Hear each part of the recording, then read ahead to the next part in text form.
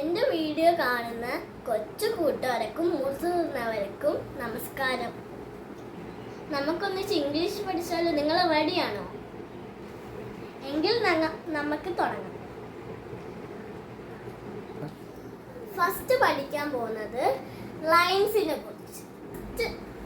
First line standing line, second line sleeping line, third line right slanting line, fourth line left slanting line. എന്നാൽ നമുക്ക് ഓരോന്നോരോ നോക്കിയാലോ. ഒന്നാമത്തത് standing line, അത് നമുക്ക് നോക്കാം. ഇതാണ് സ്റ്റാൻഡിംഗ് ലൈൻ. ഇത് നേരെ നിൽക്കുമല്ലേ, ഇതിനെ പറയുന്ന standing line. Second one sleeping line. നിങ്ങൾ കണ്ട അത് കിടക്കുന്ന പോലല്ലേ വരച്ചേക്കണ, അതാണ് സ്ലീപ്പിംഗ് ലൈൻ.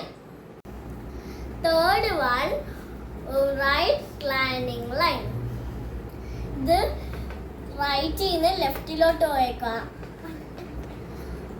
അതുകൊണ്ടാണ് ഇതിനെ റൈറ്റ് സ്ലാൻഡിംഗ് ലൈൻ എന്ന് വിളിക്കുന്നത്. നാലാമത്തത് ലെഫ്റ്റ് സ്ലാൻഡിംഗ് ലൈൻ. ഇത് ലെഫ്റ്റിൽ നിന്ന് റൈറ്റിലോട്ട്, അതുകൊണ്ടാണ് ഇതിനെ വിളിക്കുന്നത് ലെഫ്റ്റ് സ്ലാൻഡിംഗ് ലൈൻ. എൻ്റെ കൂടെ പറഞ്ഞ ഇത് ലെഫ്റ്റ് സ്ലാൻഡിംഗ് ലൈൻ.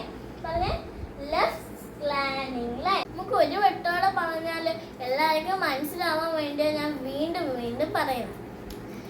ഇത് സ്റ്റാൻഡിംഗ് ലൈൻ. ഇത് വരച്ചേക്കുന്ന കണ്ട നേരെ നിൽക്കുമല്ലേ, ഇതാണ് സ്റ്റാൻഡിംഗ് ലൈൻ.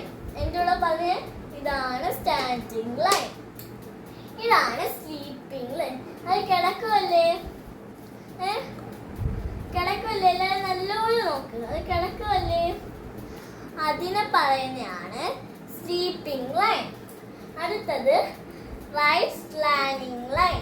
അത് റൈറ്റിൽ നിന്ന് ലെഫ്റ്റിലോട്ട് വരച്ചേക്കുമല്ലേ, അതുകൊണ്ടാണ് അതിനെ പറയുന്ന റൈറ്റ് സ്ലാൻഡിംഗ് ലൈൻ. ഇത് ലെഫ്റ്റ് സ്ലാൻഡിംഗ് ലൈൻ.